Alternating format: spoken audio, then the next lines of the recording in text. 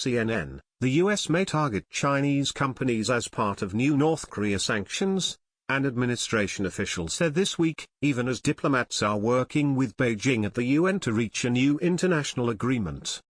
Thornton's testimony came as the House of Representatives was voting on a sweeping bill with new sanctions targeting Russia, Iran and North Korea. Her comments show the delicate balancing act US President Donald Trump's administration is walking on North Korea, where China is both a key ally for bringing pressure to bear on Pyongyang, but also a major potential target for sanctions designed to limit North Korean trade and imports. Washington has looked to China for progress on North Korea, even as Pyongyang ramped up missile and nuclear testing since Trump's election.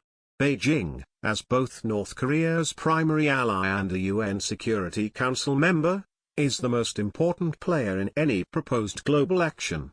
But a perceived failure by Beijing within the US to halt such testing has caused relations with Washington to cool. Last month, Trump tweeted that he wished we would have a little more help with respect to North Korea from China, but that doesn't seem to be working out.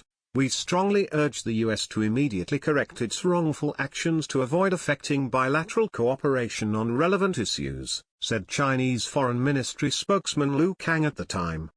Speaking to reporters Tuesday, the U.S. ambassador to the UN Nikki Haley said progress was being made with China on new international sanctions targeting North Korea. The true test will be what the Chinese have worked out with Russia, and whether Russia comes and tries to pull out of that. Tong Zhao, an analyst at the Carnegie Tsinghua Center for Global Policy, said that while China has long been supportive of sanctions, confusion about the ultimate policies both countries are pursuing remains. The U.S. strategy only makes sense to China if the ultimate U.S. objective is to directly threaten the stability of the North Korean regime through a comprehensive economic embargo, he said. China has big concerns about that approach, but on the other hand U.S. officials have also repeatedly said they are not trying to threaten the regime.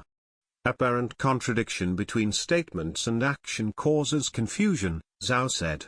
He added the two countries need to stop focusing on debating the specific tactics and instead focus on overall strategy and goals with regard to North Korea.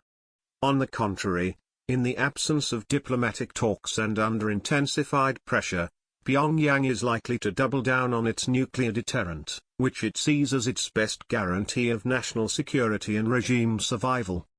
Thornton echoed Delury's comments Tuesday, even as she called for greater implementation of sanctions against North Korea. North Korea has no intention of abandoning its nuclear program in the current environment, she said. North Korea will not give up its weapons in exchange for talks, even with economic concessions that provide sorely needed assistance to the North Korean people.